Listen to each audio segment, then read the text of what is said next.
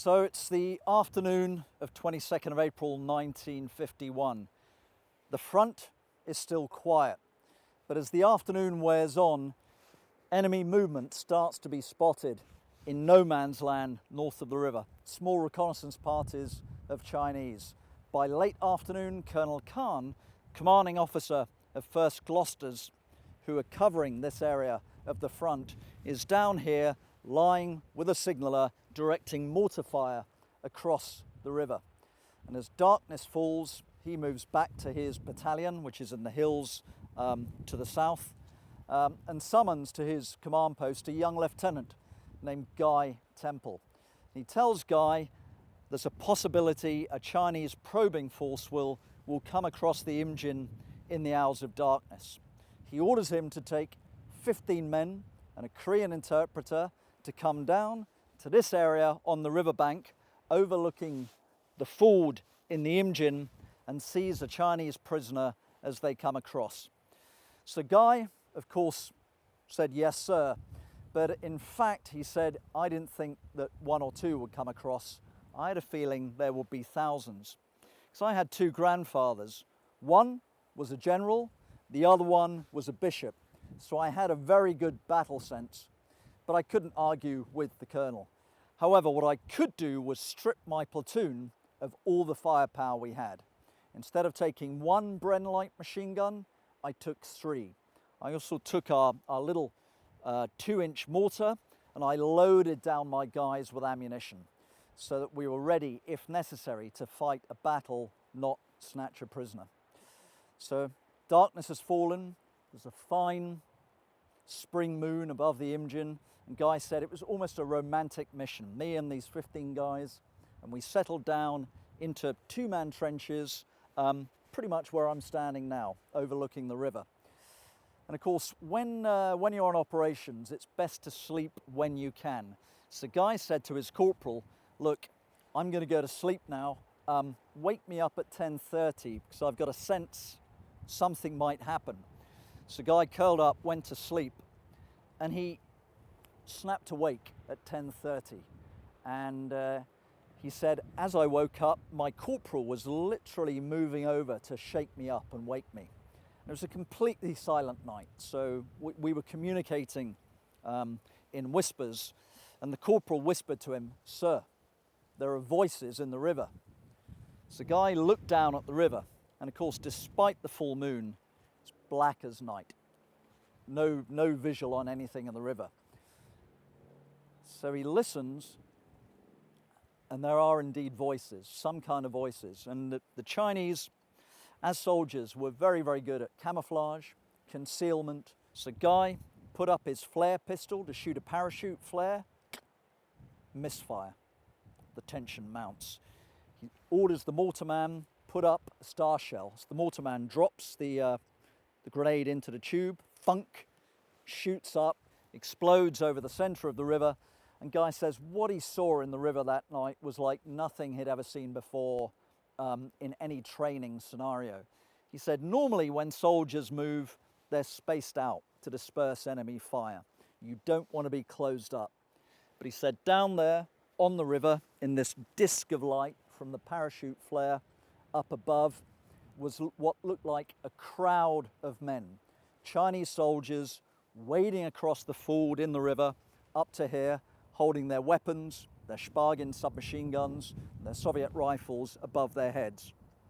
This crowd of men, almost as if the gates of a market or the great gates of a football stadium have opened and the crowd tumbles out. This is what men said it looked like. Froze. The Glosters up here, these 60 men just stare down at them. The flare goes out. Complete darkness, night vision's gone.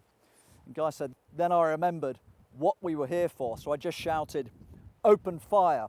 And everybody started shooting down into the river. Automatic fire from the Brens, single shot fire from the men's 303 rifles.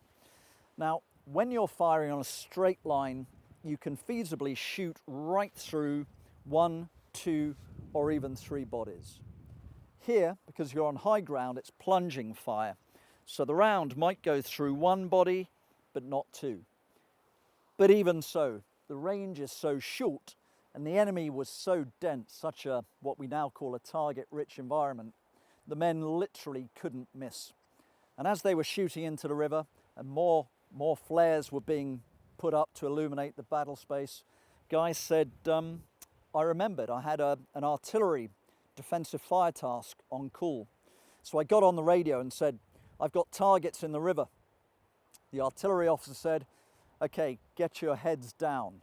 I'm going to give you 24 guns firing a mic target, which means all the shells will land in the river at the same time. So Guy shouts to his men, heads down, heads down. He said the artillery chute came in. It was like an express train going over our heads. Explodes in the river, flashes of white and yellow, water spouting up. Target's over, silence. Another flare goes up, river's empty. The Imjin actually flows very quickly, about 11 or 12 knots, so all the Chinese bodies were being swiftly spun downriver toward the Yellow Sea. They wait, again, voices in the river. Same thing, everybody starts rapid firing, the artillery is called in, it's a massacre of the Chinese spearhead in the river. And this continues again and again. And Guy said the extraordinary thing that night was what we were doing with the machine guns. He said the barrels of the machine guns were literally growing pink, white in the darkness. We're putting so many rounds down into the river. And normally with a machine gun, you'd fire a burst. So 3 rounds, 5 rounds. But he said here, there were so many targets, one trigger squeeze, 30 rounds, another magazine on. So incredibly intense fire. As this is going on, the Chinese emplace their own weapon, a heavy machine gun, in that white building, an old Japanese flood control station across the river. So the Chinese start trying to suppress this position. So the battle portrait, explosions in the river, British tracers zipping down into the river, streaks of red, Chinese tracer incoming, but of course the British soldiers are in trenches, so they're firing too high, nobody is hit. And this goes on until, as the Chinese yet again come across the river, Guy gets on the radio and says, I've got targets in the river. By this time now, the entire front for 30, 35 miles is lighting up as Marshal Peng's massive offensive strikes home.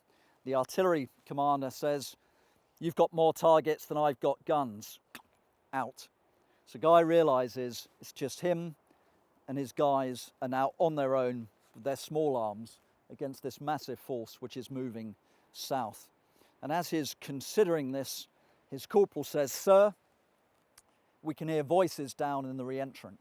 Just over to my right is a jutting, a hole in the riverbank, which is where people come up and down from the ford. So the Chinese have crossed the river.